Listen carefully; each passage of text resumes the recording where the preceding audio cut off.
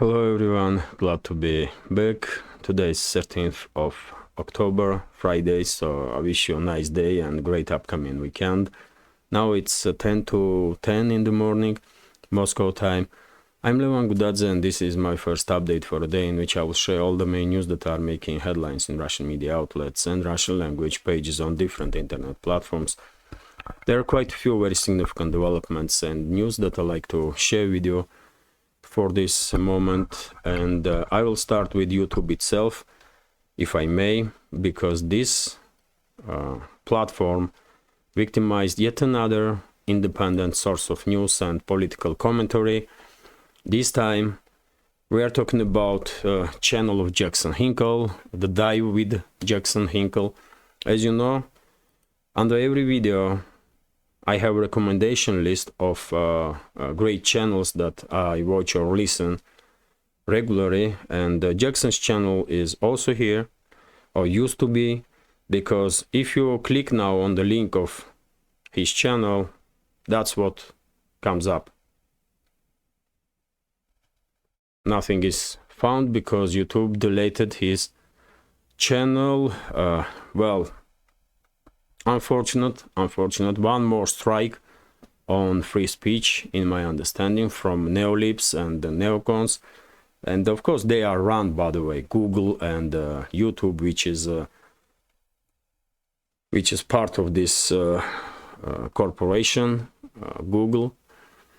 And well, I wonder if ever these social platforms will be treated by law as a public space, so that creators and everybody, creators and commentators, will have possibility to speak freely, to express opinion, and be protected same time by law, by the way, because at this point we all know that YouTube is a crap, total crap. This platform is run by some, I don't know, very strange people, let's say politely, that hate independent channels, hate different opinions, free speech, and well, the fact that Jackson Hinkle's channel was deleted just proves this. We may agree with some opinions of Jackson or disagree. It does not matter really, because we all should have an opportunity to speak freely and express our opinion, isn't it? That's what Western world was all about just about 15-20 years ago, maybe a little more. And time to time, these so-called Western elites even now are articulating with the media, free press, freedom of speech and so on, but in reality that's what they do, man. They hate thinkers, they hate free thinkers and the independent opinions or channels. That's what it is, man. And they hate it because they are weak. Their propaganda is weak, their ideas are weak and cannot withstand any criticism whatsoever. And that's a result, because they have a power, they're using this power and basically trying to shut independent voices this way. But Jackson gonna be all right, I'm sure. He's on Rumble now, and he's active on X, or former Twitter, and he has other means of communication also. But fact itself, of course, appalling. This type of stuff should not happen, but yet again, I mean, that's a world or times that we are living in. And by the way, it's only a matter of yet again time that when YouTube will delete my channel also. I'm quite sure about it, and that's why periodically I'm asking members of our community to subscribe to my Rumble channel or not Twitter, but to Telegram, just to stay in touch when YouTube's administration will delete my channel on this. platform. But anyway, that's that's the news that I wanted to begin with. And now let's talk about some other news. And first of all, Ukraine and the situation on Ukrainian battlefield. According to reports from Russian media outlets, no significant changes on any of the sectors of the front line, with the exception of Donetsk direction, where main events are taking place last several days. And of course, I'm talking about Avdiivka direction. This settlement, this city, this small city is in operational encirclement, and at this point, because all the roads that are going in and out of Avdiivka are under direct or artillery fire control of Russian armed forces, maybe we can even call Avdiivka in a cold room, but this city definitely is in operational encirclement, and Russian side on daily basis are conducting local scale offensive operations to improve current positions and establish some new. Well, they are on internet. You can find some very optimistic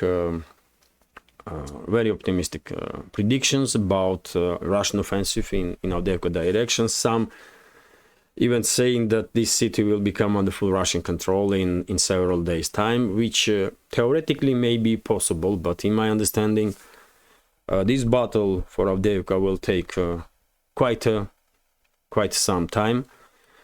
But main point is that initiative, as I was saying for many weeks now, Ukrainian side gradually were losing initiative from northern sectors of the front line up to southern ones, and now we are seeing that Russian side not just regain initiative, but are conducting large-scale, more or less large-scale offensive operation to encircle Avdiivka.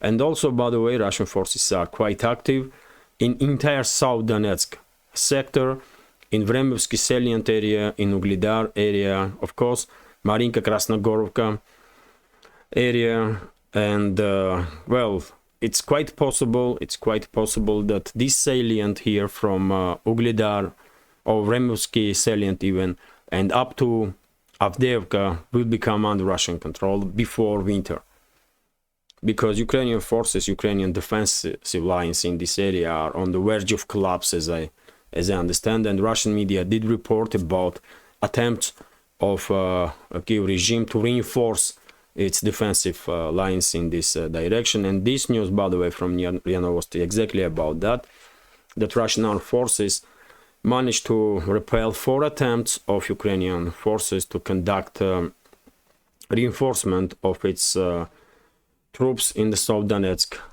direction. When it comes to other sectors of the front line, Kherson sector, it's usual stuff, artillery duels between the sides and constant struggle for control over these small islands on the delta of the Dnieper River and in river itself. When it comes to Zaporozhye sector of the front line, it's Russian forces that are conducting now local scale offensive operations, and as I said previously, it's only a matter of time when Ukrainian grouping of forces in Orekhov bridgehead will end up in cold room if they not step back and not leave this area in coming days. I did spoke about South Donetsk direction. Main events are taking place, of course, in Avdiivka area, where Russian side has significant success if we are talking about local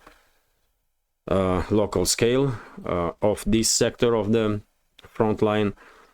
When it comes to northern sectors, it's usual stuff, artillery duels between the sides, local scale skirmishes, reckoning force operations.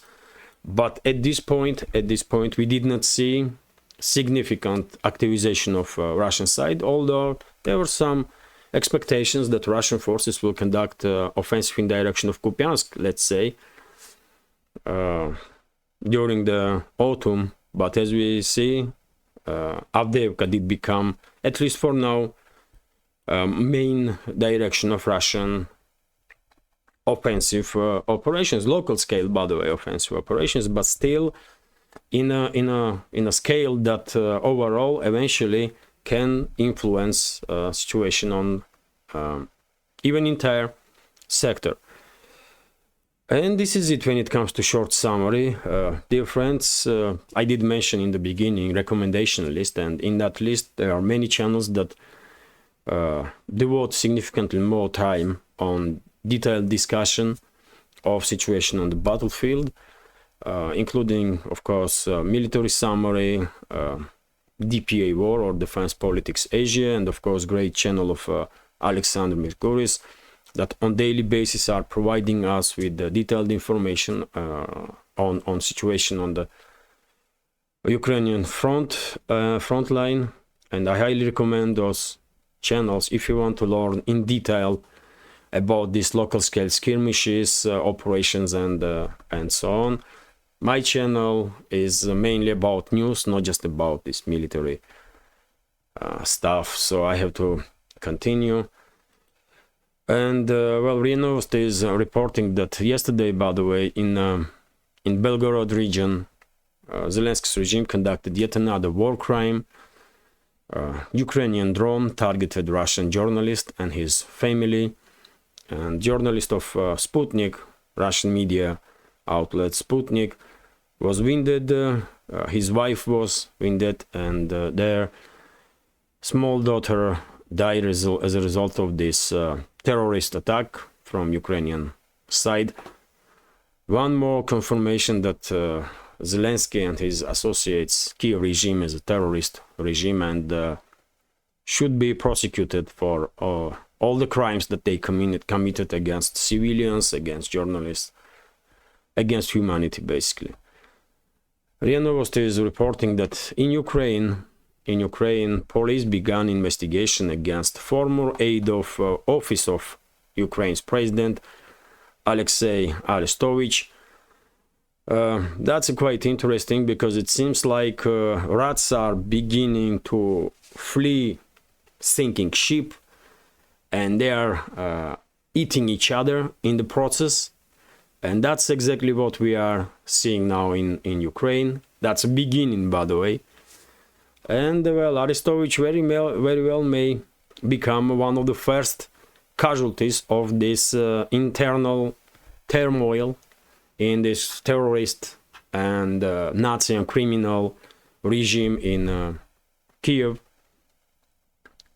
It's investigation on early stages, and this individual is may not be even charged of any crimes for now, but well, we are observing beginning of the end of Kiev regime for sure, and those rats are definitely beginning to eat each other.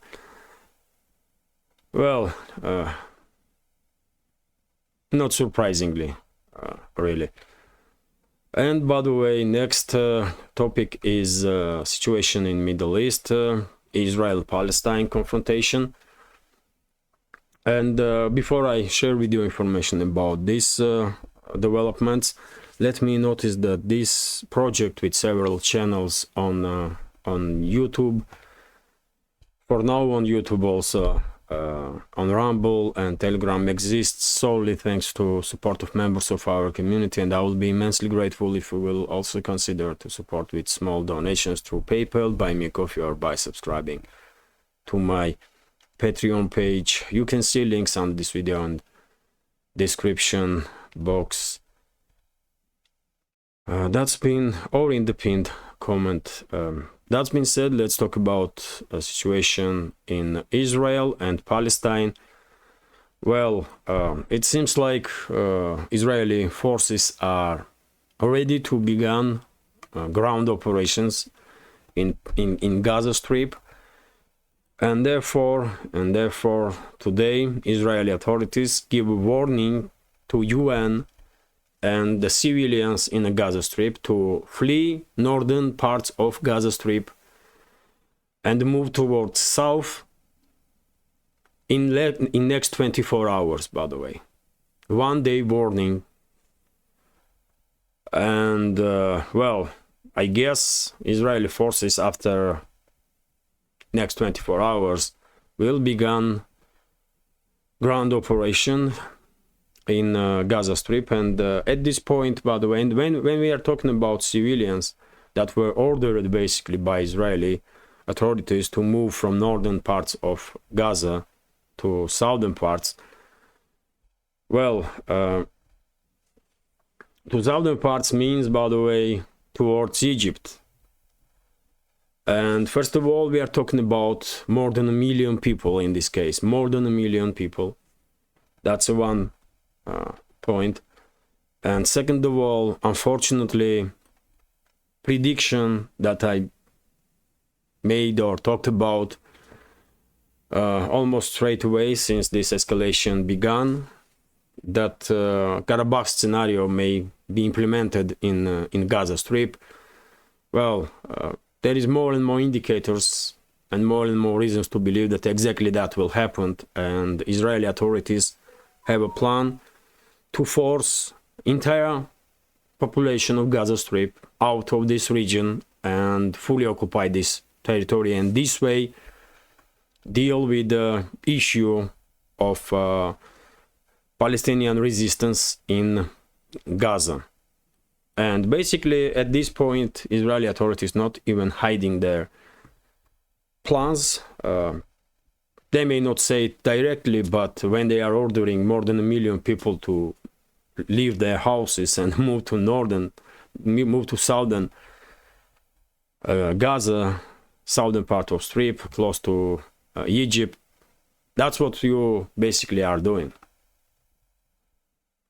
You are implementing Karabakh scenario in this region. And I remind you, dear friends, that in Karabakh, after successful offensive operations of Azerbaijani forces in Armenian enclave that we know as Karabakh or Artsakh, local Armenian residents, vast majority of local residents, were forced to flee their homes, and even despite the statements from Baku, from Azerbaijani leadership, that they will protect rights of local Armenians, but there was such a level of mistrust between sides that local Armenian residents decided to flee region because that would be safer way for them. And nowadays Karabakh is basically almost empty from local residents, and I'm afraid very same will happen with the Gaza Strip.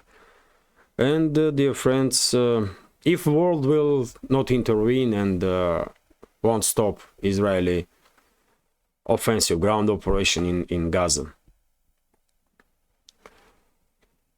let's continue. And by the way, one should notice that of course Hamas committed atrocities, unbelievable crimes against humanity during their incursion in Israel. I did saw pictures and videos. It's I have no words to describe how cruel and inhuman behavior of Hamas fighters were towards Israeli civilians. And more than 1,000 Israeli civilians died from hands of those terrorists, by the way. Hamas terrorists. But same time, we should always keep away Hamas from rest of the Palestinians, because Hamas is one thing and civilian Palestinians are different, and Hamas do not represent civilians. They are not talking on the name of civilians. They may have a power in Gaza, but they don't represent Palestinians at all, in my understanding. And Israel will make a huge mistake and even crime against humanity if it will force civilians from Gaza Strip to flee their homes and move to Egypt or any other place. That will be definitely a crime against humanity. Both sides, man, are committing some crazy stuff. They are committing so much crimes. It's I don't know, man. It's hard to even comment on it, man. It's level of hatred between these people are just unimaginable. And TASS news agency is reporting, by the way, that IDF, Israeli army, conducted 750 strikes on Hamas facilities or Hamas positions during the previous night. And yes, as I said, the Israeli army definitely is preparing for a ground operation. At least for now, that's the impression that I have. And the TASS news agency is also reporting that number of casualties is constantly rising. And according to Ministry of Healthcare of Palestine, more than 1,500 Palestinians being killed as a result of Israeli strikes, and more than 6,000, almost 7,000 Palestinians are wounded. It's a humanitarian catastrophe, by the way, that is taking place. And by the way, casualty number on Israeli side is also terrific. More than 1,300 civilians on Israeli side are killed, and more than 3,000 civilians are wounded. As I said, man, those people that are in arms on both sides are committing some unimaginable atrocities, by the way, against civilians. It's unbelievable what is happening, man. And always, by the way, always, who is struggling the most in such situations? Of course, civilians. Of course, civilians, though.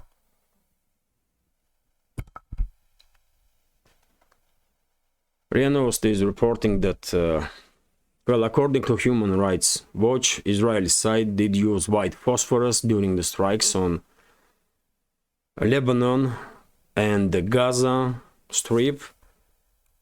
When it comes to Lebanon, Israeli side did exchange fire with some groups that are operating in Lebanon, even with Hezbollah, but mainly against Israel are active other groups that also operating in Lebanon. Hezbollah at this point largely are at large staying out of this confrontation. And well, this is also a crime, by the way. This is war crime to use white phosphorus. There are different type of incendiary ammunition. There are white phosphorus, which is extremely dangerous, and there are other means also of incendiary ammunition. And Russian side does use incendiary ammunition in battles, in zone of special military operation. Ukrainian side also does use this incendiary ammunition, but it's not white phosphorus. But in this particular case, seems like Israel don't have this alternative means, and they are using white phosphorus according to Human Rights Watch. So that's very well may be the case. I had some, when I see some pictures of these strikes from Israel with the incendiary ammunition, I had some doubts that it's white phosphorus, because this other type of incendiary ammunitions and white phosphorus, they look quite similar, but they are very different. And well, eventually we have this report from Human Rights that it's definitely white phosphorus, and they claim this based on information from the ground. And white phosphorus leaves a specific trail, so it's difficult to it's impossible for experts to get wrong when they are watching this white phosphorus. And by the way, this is also quite something, this report.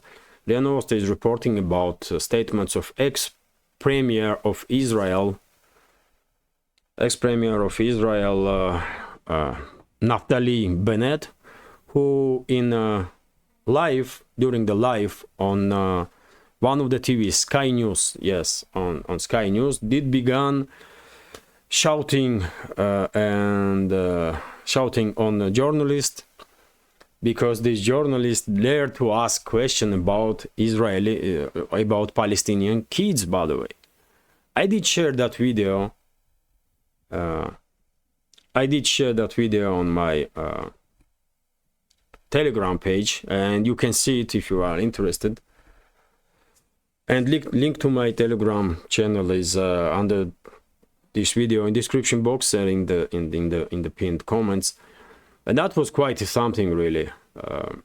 This individual definitely out of his mind, because I guess when I watched that video, I get impression that this crazy don't takes Palestinians as humans at all. That's the impression that I get, by the way. Disgrace of humanity. That's what this animal really is. This Naftali Bennett, this naphthalene animal. Unbelievable, man. Both sides, as I said, man, committing some unimaginable atrocities, and some of them even dare to brag about it. I mean, like this naphthalene. I don't wanna swear, man. Animal, грёбаное животное, блин. That's what he is.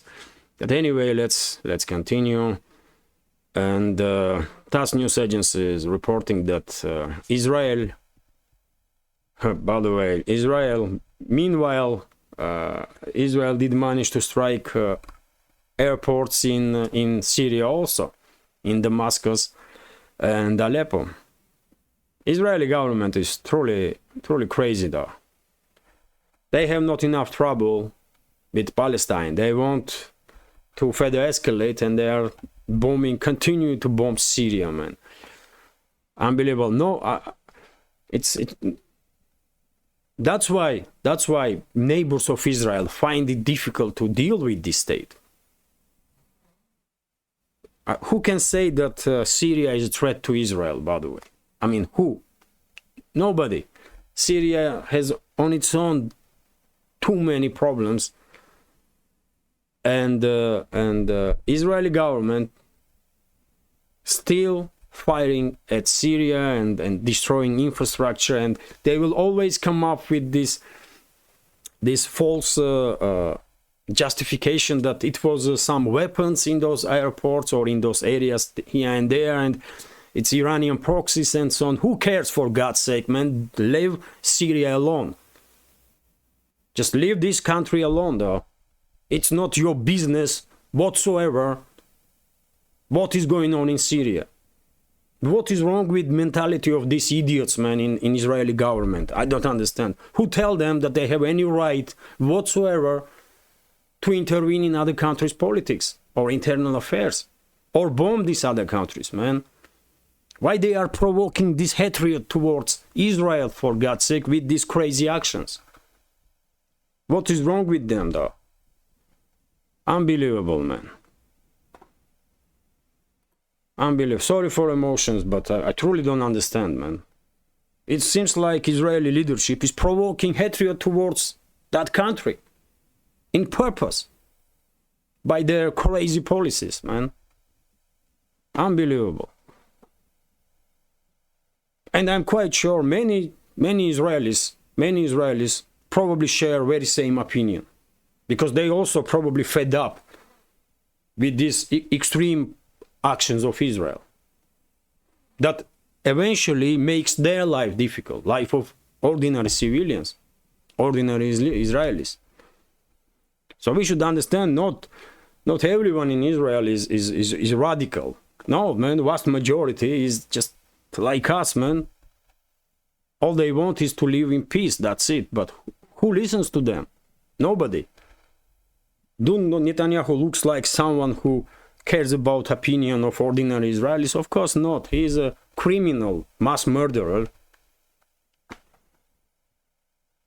that cares only about himself and some sick ideas that he probably has in his sick head, sick mind.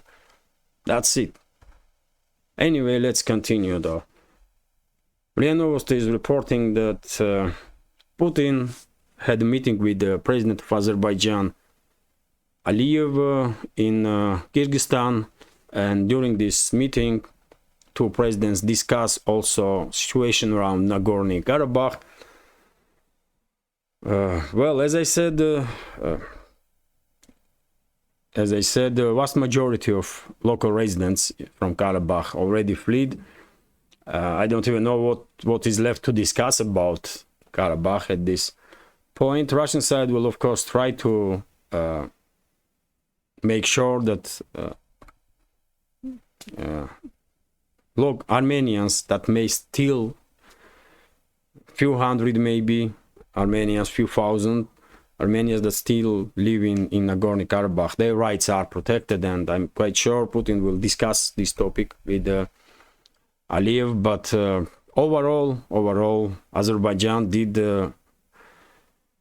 establish full control over the Nagorno-Karabakh,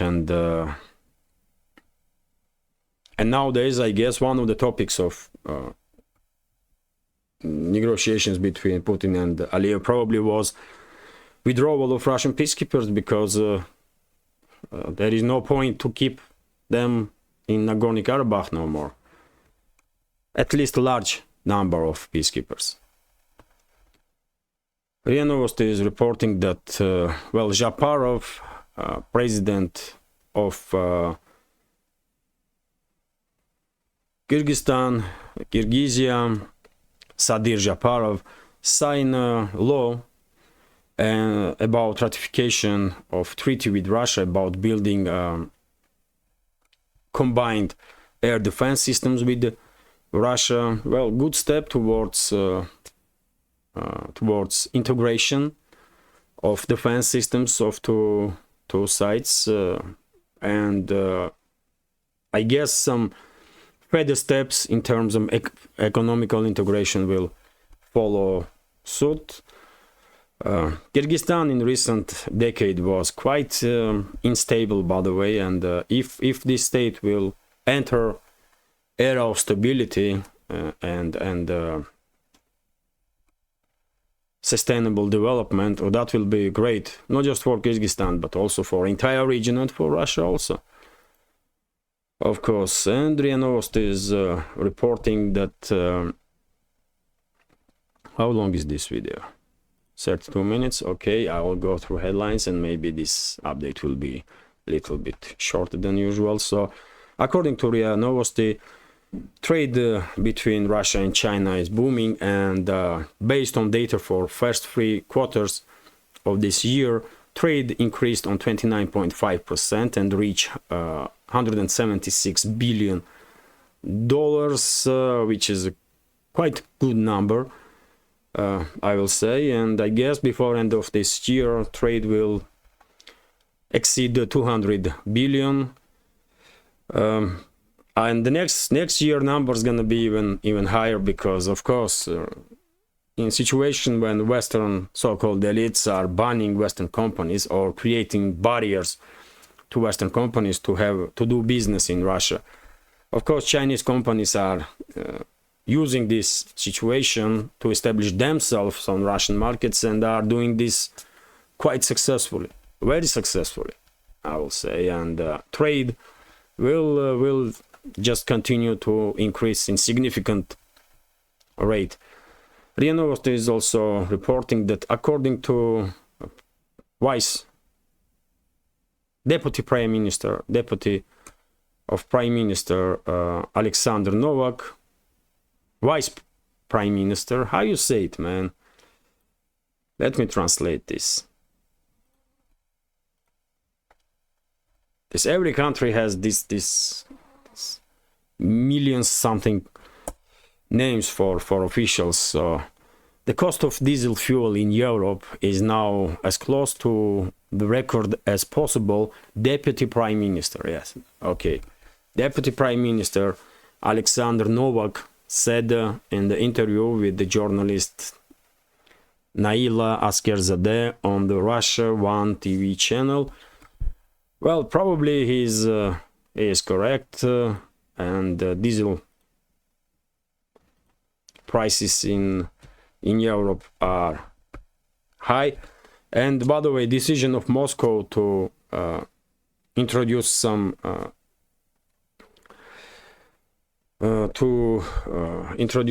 ограничения.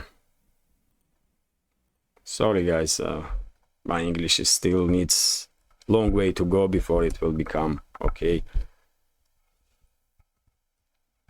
Restrictions, I guess. Restrictions, yeah. So since Russian side put some restrictions on export of fuel products, probably prices in Europe did jump a little bit also.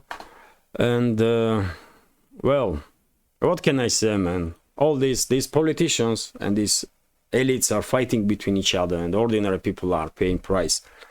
I mean, what good in this news, for example, when we know that it's just ordinary German or French or Italian or Pole or I don't know, man,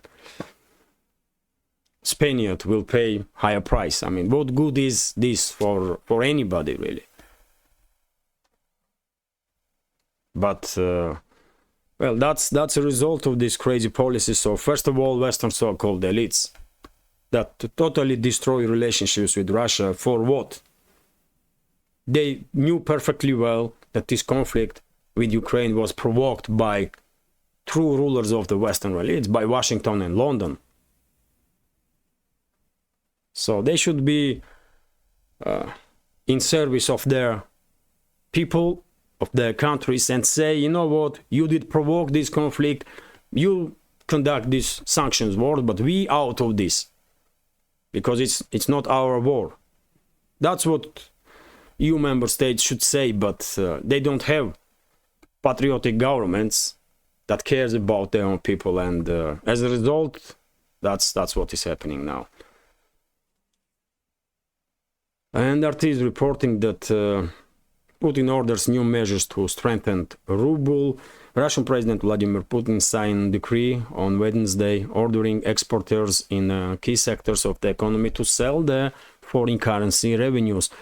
The Kremlin has announced, well, that probably will have some influence to stabilize ruble somewhat, at least in the short term, but when it comes to long run, I'm quite sure ruble will continue to fail until market itself will regulate currency exchange course. And I may be wrong, I'm not financial expert, but in my understanding, if we take into account this volume of losses or in foreign currency income that Russia is endure as a result of Western sanctions, in my understanding, optimal exchange rate will be somewhere around 120, maybe 140 rubles for a dollar, and then market will itself stabilize currency. But yet again, I may be wrong, man. I'm not financial expert. I can only analyze information, and that's it. And this is it. This is it for now. This is it for now. Hopefully you will find this update interesting. Sorry for emotions. I'm human also, and time to time I may get a little emotional. Sorry about that. And well, if you find this update interesting, please click that like button and leave some commentary about any topic you like. Let's fight with the YouTube's algorithm before I still have a channel on this platform. You know, while I still have a channel on this platform, and for the very same reason, if you can, please share links to my videos or my channel with your friends on any of the other platforms that you are active on. And well, if you think this project, this channel is interesting, useful, and deserves to exist, please consider to support with small donations through PayPal, Buy Me a Coffee, or by subscribing to my Patreon page. You can see links under this video in the description box or in the pinned comment. This is it for now. Have a wonderful day and great upcoming weekend. tomorrow formally I'm supposed to have a day off, but probably I will be active on Telegram. Maybe I will upload the video on YouTube and Rumble. Also, I don't know yet. Let's see. But formally, Saturday is my day off, so maybe I will just have a day off. So have a great day once again, and take care.